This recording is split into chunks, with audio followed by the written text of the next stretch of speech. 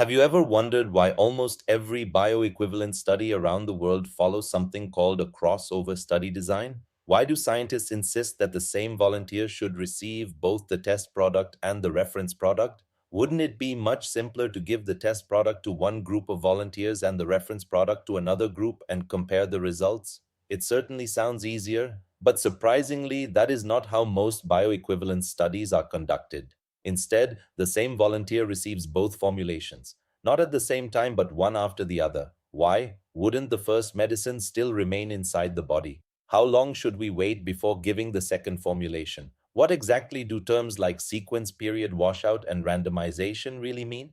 And why have regulatory authorities like the US FDA, EMA, MHRA, WHO, and CDSCO accepted this study design as the preferred choice for most bioequivalence studies? If you've ever looked at a BE study protocol, these terms probably looked confusing. But after today's episode, you'll understand not only what they mean, but also why this study design became the gold standard across the pharmaceutical industry.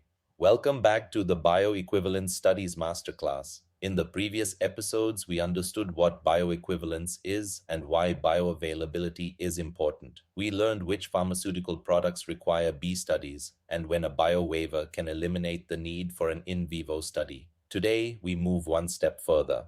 Today, we'll understand how a bioequivalence study is actually designed. So let's begin. Before we understand the design, let's understand the problem. Every scientific method is developed to solve a problem. The crossover study design is no exception. Before scientists designed this study, they first had to answer a very important question. How do you compare two medicines fairly? At first, the answer seems obvious. Take two groups of volunteers. Give the test product to one group. Give the reference product to another group. Collect blood samples. Compare the results. Simple, right? Actually, no. Because the biggest challenge in a bioequivalence study is not the medicine. The biggest challenge is the human body. Every human body is different. Let's think about something very simple. Imagine 5 people attend a family dinner. Everyone eats exactly the same meal, the same rice, the same dal, the same vegetables, the same dessert. The quantity is also exactly the same. Now ask them after 2 hours, how do you feel? One person says, I still feel hungry. Another says, I'm completely full. Someone says, I feel sleepy. Another says, I feel energetic. One person may even complain of acidity. The food was exactly the same. Then why were the experiences different? Because every human body is different. Each person digests food differently. Each person's metabolism is different. Each person's digestive enzymes work differently. Age is different. Body weight is different.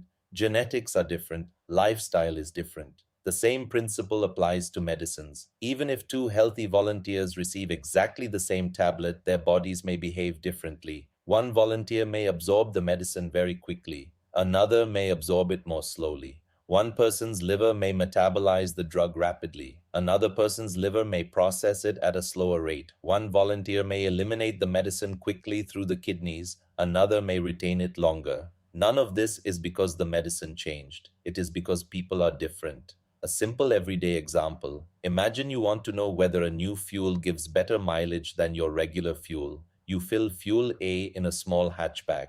Then you fill fuel B in a large SUV. After driving, you compare the mileage. Can you conclude which fuel is better? Of course not, because you changed two things at the same time. The fuel changed and the vehicle changed. Now suppose you use the same car. Drive the same route under similar conditions. First use fuel A, later use fuel B. Now if the mileage changes, you know the difference is much more likely to be because of the fuel, not because of the vehicle. Exactly the same principle applies in bioequivalence studies. Scientists wanted to compare the formulations, not the volunteers, the biggest source of variation. This natural difference between one volunteer and another is known as inter-subject variability. Don't worry about the terminology. The name itself explains the concept. Inter means between. Subject means the volunteer participating in the study. So intersubject variability simply means the natural differences between different volunteers. These differences are completely normal. They cannot be eliminated even after selecting healthy volunteers. There will always be natural biological variation, and if we ignore this variation, the results of the bioequivalence study may become misleading. Let's see how this can mislead us. Suppose volunteer A naturally absorbs medicines very quickly. Volunteer B naturally absorbs medicines much more slowly. Now imagine volunteer A receives the reference product, volunteer B receives the test product. After analyzing the blood samples, you observe that volunteer A has higher plasma concentrations. Immediately, someone may conclude the reference product is better. But wait, is that really true? Or did volunteer A simply absorb medicines faster by nature? How can we separate the effect of the medicine from the natural differences between volunteers? This is the real challenge, and unless we solve this challenge, we cannot fairly compare two formulations. Scientists needed a better idea. Scientists realized something very important. If two different people are being compared, there will always be uncertainty because we never know how much of the difference came from the formulation and how much came from the volunteers themselves. So they asked a brilliant question. What if we remove the difference between volunteers altogether? Is that even possible?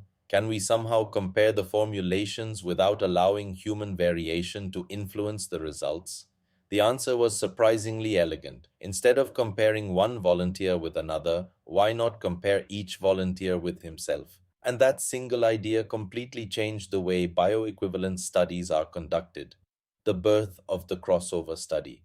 Think about that for a moment. If the same volunteer receives both formulations, then his age remains the same. His genetics remain the same. His liver remains the same. His kidneys remain the same. His digestive system remains the same. His metabolism remains the same. Almost everything remains constant. The only thing that changes is the formulation. And that is exactly what scientists wanted.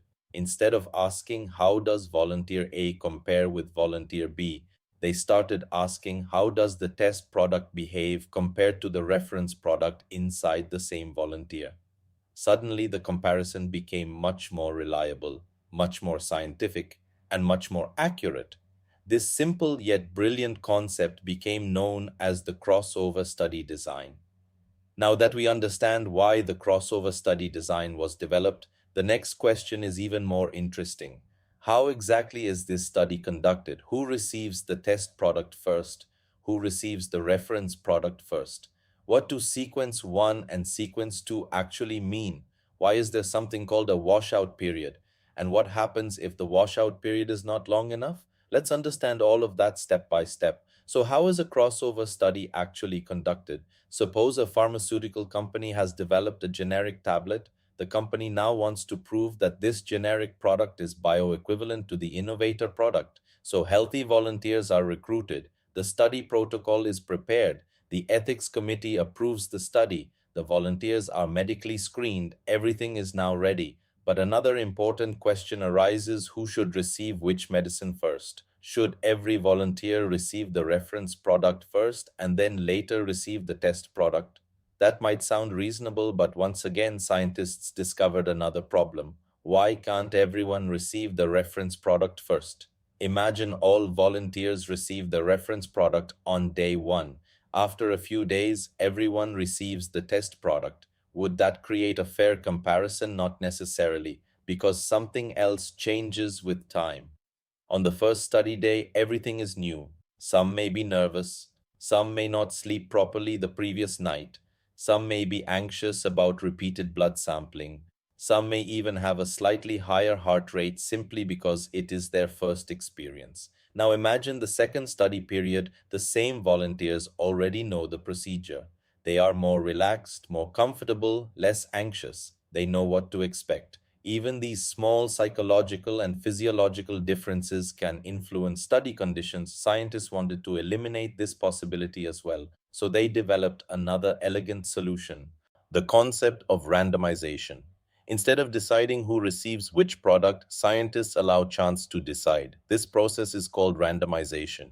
Randomization means every volunteer has an equal chance of receiving either formulation first. No personal choice, no investigator preference, no selection bias. Everything is decided scientifically. Imagine we have 24 volunteers. Some volunteers are randomly assigned to receive the reference product first. The remaining volunteers receive the test product first. Nobody knows in advance who will fall into which group. This ensures fairness. It also improves the scientific reliability of the study. Randomization is one of the most important principles of clinical research, not only in bioequivalence studies, but in almost every well-designed clinical trial.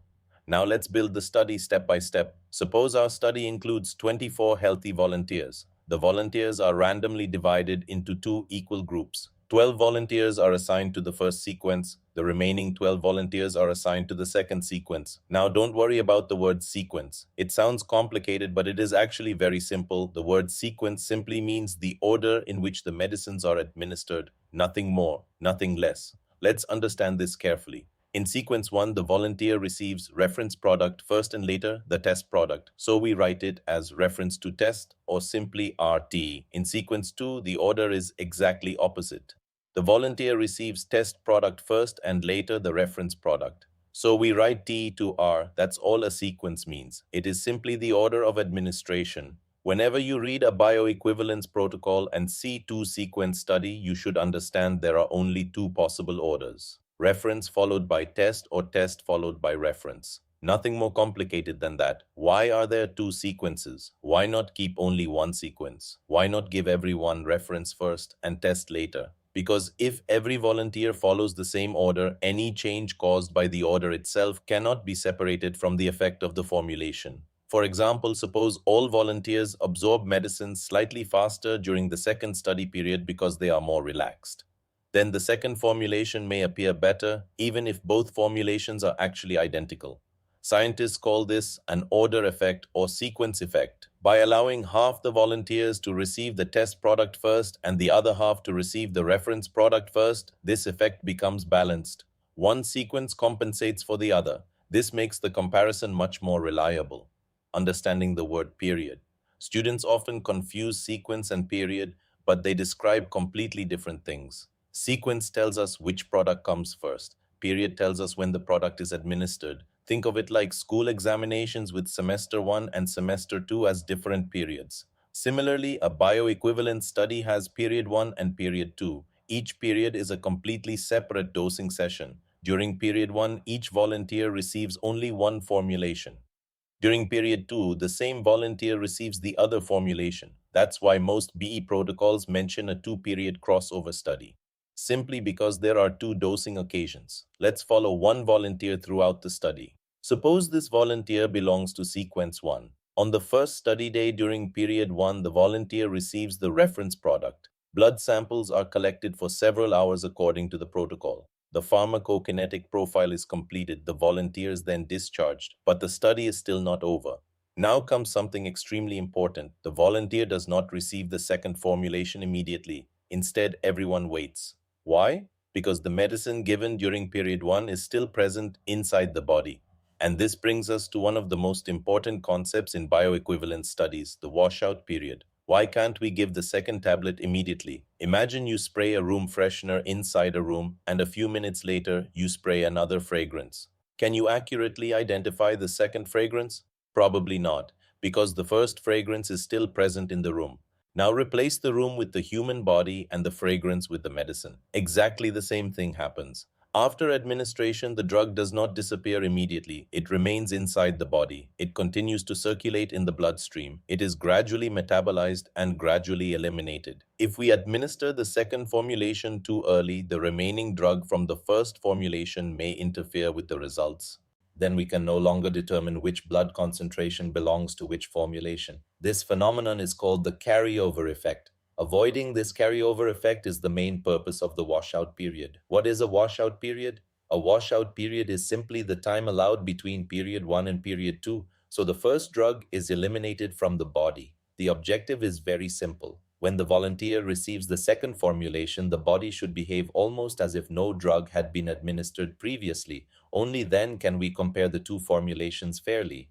But here's another interesting question. How long should this washout period actually be? 2 days, 5 days, 1 week, 2 weeks, or even longer? How do scientists calculate the correct washout period? And why do almost all bioequivalence protocols mention something called 5 half-lives?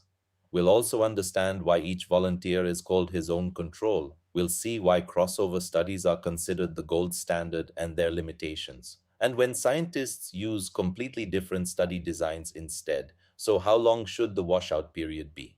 Now that we understand why a washout period is necessary, the next obvious question is, how long should we wait? Interestingly, there is no fixed answer because every medicine behaves differently inside the human body. Some medicines disappear very quickly and others remain inside the body for several days or even weeks. Therefore, scientists cannot simply choose an arbitrary waiting period.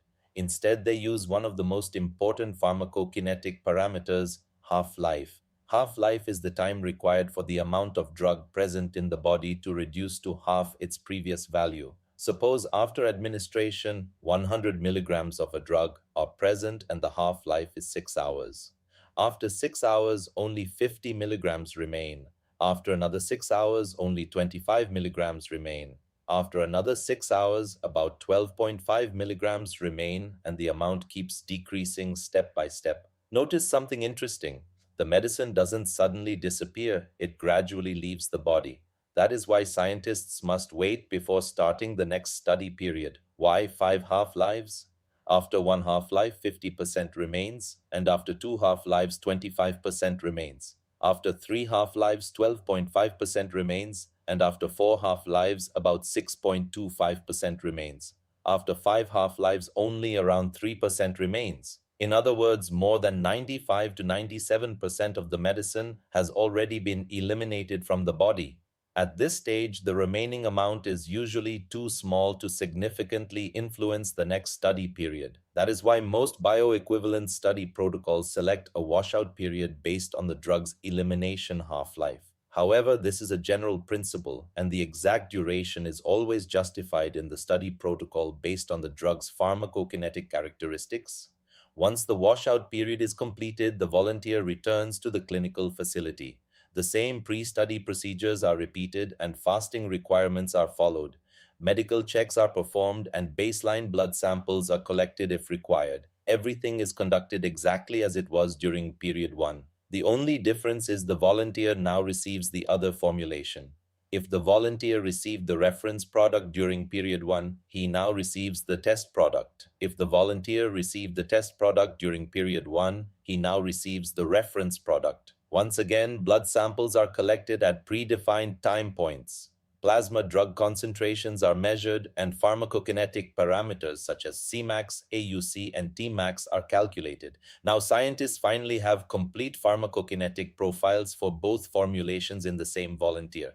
This is the real strength of the crossover design. Why is each volunteer called his own control? When volunteer number 12 receives the reference product, his body behaves according to his own physiology, his own metabolism, his own liver function, his own kidney function, his own genetic makeup. Later, when the same volunteer receives the test product, all of these factors remain essentially unchanged. The only thing that has changed is the formulation. So instead of comparing volunteer number 12 with volunteer number 18, we compare volunteer number 12 with volunteer number 12. In other words, the volunteer becomes his own comparison, or as scientists say, his own control. This dramatically reduces the influence of natural biological differences. Why is this such a powerful study design? Now everything begins to connect. Let's think back to the problem we discussed at the beginning of this episode. The biggest challenge in bioequivalence studies was that every human body is different. The crossover design solves this problem beautifully. Because the same volunteer receives both formulations, most of the natural variability between different people is eliminated. As a result, the comparison becomes much more accurate, much more precise, much more scientifically reliable. And this is exactly why regulatory authorities across the world prefer crossover studies for most immediate release oral dosage forms. Advantages of the crossover study design. Now let's summarize the major advantages. First, each volunteer serves as his or her own control, which reduces intersubject variability. Second, because variability is lower, fewer volunteers are often required compared to other study designs. That makes the study more efficient. Third, the statistical comparison becomes more sensitive. Even relatively small differences between formulations can be detected more accurately. Fourth, the results are generally more reliable because both formulations are tested under very similar physiological conditions within the same individual. This combination of scientific accuracy, efficiency, and reliability is why the crossover design is considered the preferred approach for many bioequivalence studies. Does that mean every bioequivalence study uses a crossover design? At this point, you might think if crossover studies are so good, why not use them for every medicine? That's an excellent question, and the answer is no. Not every medicine is suitable for a crossover study. Let's see why. Imagine a medicine that remains inside the body for several weeks. Can we realistically ask volunteers to wait for such a long washout period? Probably not. Now imagine another medicine that permanently changes the body after just one dose. Even after waiting, the body is no longer in the same condition as before. Or consider medicines with very long biological effects or drugs used in certain patient populations where repeated dosing is not practical or ethical. In such situations, a crossover study may not be the best choice. Scientists may instead use a parallel study design or other specialized designs.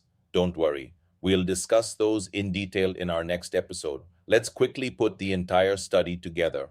A bioequivalence study begins with healthy volunteers. The volunteers are randomly assigned to different sequences. Each sequence determines which formulation is administered first. The first administration takes place during period 1. Blood samples are collected. The volunteers then undergo a washout period long enough for the drug to be eliminated. After the washout period, the volunteers return for period 2. This time they receive the alternate formulation. Blood samples are collected again. The pharmacokinetic parameters from both periods are compared. Because the same volunteer received both formulations, the comparison is highly reliable. That, in simple words, is a two-period, two-sequence crossover bioequivalence study. So today we learned why comparing two different volunteers can produce misleading results. We learned what intersubject variability really means. We learned why scientists developed the crossover study design. We learned what sequence means. We learned what period means. We learned why randomization is essential. We learned what is the purpose of the washout period. We learned why the washout period is based on the drug's half-life. We learned why each volunteer acts as his own control. We learned why crossover studies are considered the preferred design for many bioequivalence studies. But our journey doesn't stop here because the crossover study design, although extremely powerful, is not suitable for every drug. Some medicines cannot be studied using a simple two-period crossover. Some require a parallel design. Others require a replicate design. Some highly variable drugs even need four-period replicate studies to satisfy regulatory requirements. Why? What makes these drugs so different? When do regulators choose one design over another? And how do these different study designs affect the statistical analysis of bioequivalence? That is exactly what we will explore in the next episode of our Bioequivalence Studies Masterclass. If you found today's session helpful, please take a moment to like this video because it really helps the channel reach more pharmacy students and pharmaceutical professionals. Share this video with your colleagues, classmates, and anyone preparing for a career in bioequivalence studies, clinical research, regulatory affairs, quality assurance, or pharmaceutical development. If you're new to the channel, don't forget to subscribe to PharmaHealth Insights and press the notification bell so you never miss the upcoming episodes of this complete bioequivalence studies masterclass. Thank you so much for watching. Until our next session, keep learning, keep questioning, and keep growing in the world of pharmaceutical science. I'll see you in the next episode.